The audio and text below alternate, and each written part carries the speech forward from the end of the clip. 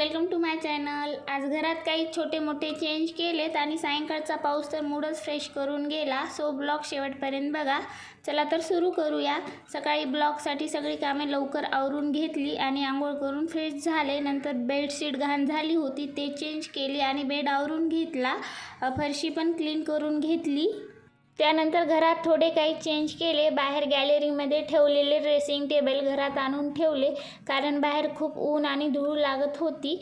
तर काही दिवसात पाऊस पण सुरूच होतो, त्यामुळे जेवढा आहे ना तेवढा खराब होऊन जातो, म्हणून घरात आणून ठेवले आणि छान क्लीन करून घेतलं। आणि या रूममधल्या रॅकमध्ये खूप स्किन केअर सामान झालं होतं, खूप गोंधळ झाला होता तिथे, म्हणून सगळं व्यवस्थित काढून ड्रेसिंग टेबलवर आणून ठेवलं आणि मग सगळं छान अरेंज केलं।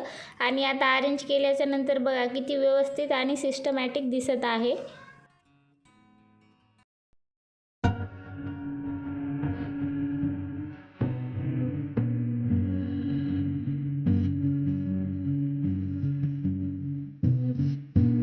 सायंकाळी 4 ते 4:30च्या आसपास खूप मस्त हवा सुटली होती आणि थोड्याच वेळात जोरदार पाऊस सुरू झाला आणि मी पण मस्त पाऊस एन्जॉय करत पॉपकॉर्न खात बसले।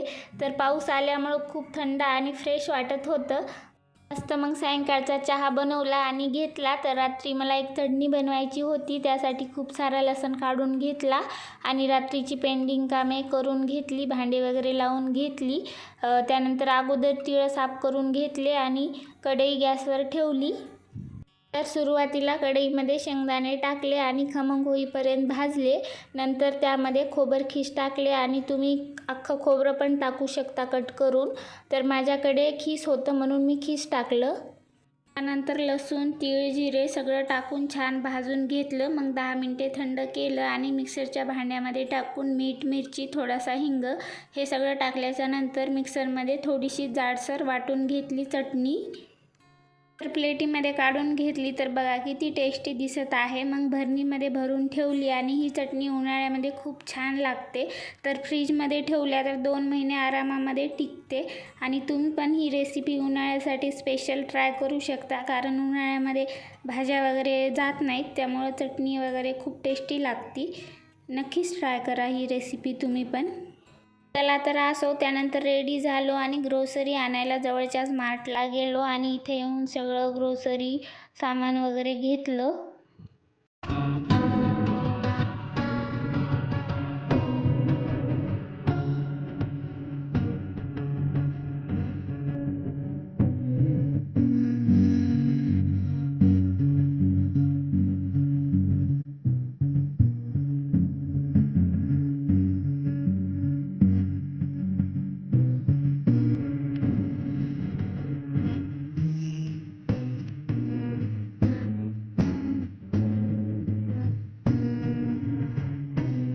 तर बिल करून घरी आलो आणि घरी यायला खूप उशीर झाला होता। तर रात्रीचं जेवण बाकीच होतं बनवायचं, म्हणून कपडे वगैरे काही चेंज केले नाही, अगोदर खिचडी बनवली।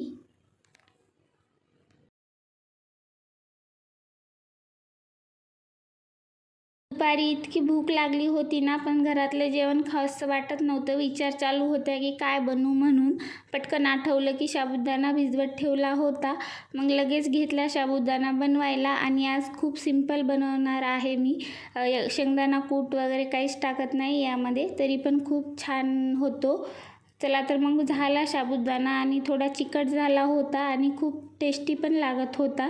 तर एवढी भूक लागली होती की उभं टाकूनच गरम गरम साबुदाणा खाल्ला। नंतर आंबा पण खायला बसले आणि मग रात्री आणलेलं ग्रोसरी सामान सगळं भरून ठेवायला घेतलं। साखर डब्यात भरून ठेवली, पोहे पण चाळून घेतले आणि डब्यात भरून ठेवले। असे कामं आधीच करून ठेवले की घाईच्या वेळेला खूप इझी पडते।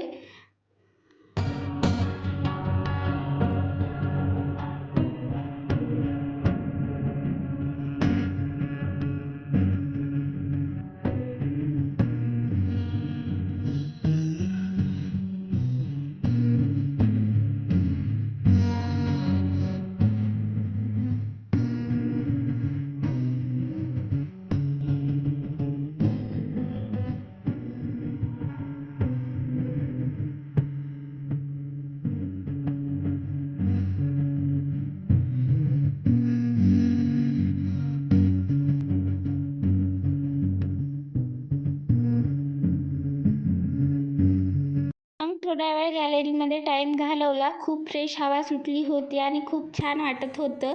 आणि आज संडे स्पेशल म्हणून चिकन आणलं होतं. मग रात्रीचे जेवण बनवायला सुरुवात केली. दूध तापवायला ठेवलं, पोळ्या करून घेतल्या आणि भाजी साठी मसाला वगैरे तयार केला. मस्त चिकनच्या भाजीला फोडणी दिली. त्यानंतर भाजी झाली, सोबतच कांदा, काकडी आणि लिंबू कापलं आणि मग आम्ही मस्त जेवायला बसलो. जेवण झाल्यावर गॅलरीमध्ये अंथरूण टाकलं. इथे इतकं थंडगार आणि मस्त वाटत होतं. मग कूलर लावलं आणि दिवसाचा शेवट अगदी शांत झाला. चला तर व्हिडिओ आवडला असेल तर लाईक करा, शेअर करा, कमेंट करा आणि सबस्क्राईब करायला विसरू नका. बाय. भेटूया लवकरच पुढच्या ब्लॉगमध्ये.